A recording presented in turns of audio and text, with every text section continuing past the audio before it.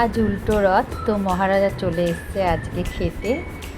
তো ওকে একটু আলু দেওয়া হলো, ও খেলো, লেজ নাড়ছে বারে বারে খাবে বলে। তো সকালবেলা উঠেই দর্শন পেলাম, এত ভালো লাগলো।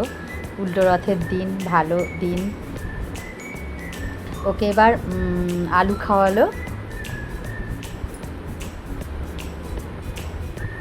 এবার আমি ঠাকুর ঘরে যাব, স্নান টান সব করা হয়ে গেছে। এবার আমি জগন্নাথ দেব, সুভদ্রা মা আর বলরামকে সাজালাম। গোপাল রায়কেও সাজিয়ে দিয়েছি, মানে সাজিয়ে দেব আমি। এই যে সাজিয়েছি, কেমন লাগছে বলো। কালকেই ওদের জন্য নতুন জামা কাপড় নিয়ে এসেছিলাম, তো ওদের সাজিয়ে দিলাম। আর এখানে সব ঠাকুরকেই মালা পরিয়ে দিলাম। কেমন লাগছে সবাই বললো আমার ঠাকুরদের। এবার আমি আজকে ভোগ দেব জগন্নাথ দেবের। কর্মাভাই খিচুড়ি করব আজকে, তো সেই জন্য কর্মাভাই খিচুড়িটা বসিয়ে দিলাম চাল ডাল একসাথে করে। এটা জগন্নাথ দেবের 56 ভোগের আরেকটা ভোগ। তো এই ভোগটা করলাম। এটা হলো একটু বেশি করে নারকেল দিয়ে দিলাম লাস্টে নামানোর আগে খিচুড়িটা।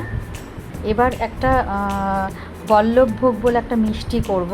তো কড়াইতে আমি ঘি দিয়ে এবার ওর মধ্যে আটা দিয়ে দিয়েছি। আটাটা ভালো করে ওর সাথে মিশিয়ে দিয়ে এবার চিনির রসের মধ্যে আটাটা ভালো করে, মানে ঘিয়ে ভাজা আটাটা দিয়ে দিলাম। এবার ভালো করে নাড়তে হবে, এটা না নাড়লে লেগে যাওয়ার চান্স আছে। আর একটা থালাতে ভালো করে ঘি মাখিয়ে রাখলাম। ঘি মাখানোর পর এই যে ঘি মাখিয়ে রাখলাম, দেখো। এবার ওই মিষ্টিটা ওর মধ্যে দিয়ে বসিয়ে দিলাম। আঠা আঠা হয়ে গেছে। এবার বসিয়ে দিয়ে ঠান্ডা হয়ে গেলে পরে একটু কাজু গুঁড়ো করে ওর মধ্যে ছড়িয়ে দিলাম। আর দেখো আমার এখানে পায়রা আছে, ছাদে অনেক পায়রা রয়েছে, তো ওদের খেতে দিয়েছি, ওরা খাচ্ছে। এসে জল আর গম দিয়েছি, ওরা খাচ্ছে। এবার ঠাকুরের জন্য একটুখানি লুচি করে দিলাম। তো আমার ভোগ কমপ্লিট হয়ে গেল।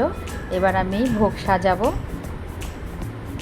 নিজের হাতে ভোগ করে দিতে খুব ভাল লাগে।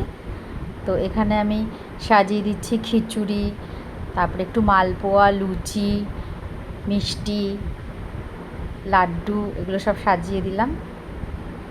এবার যাওয়ার সময় রাস্তায় গরু ছিল, তাকে ছোলা গুড় খাওয়ানো হলো, সুন্দর করে খেলো।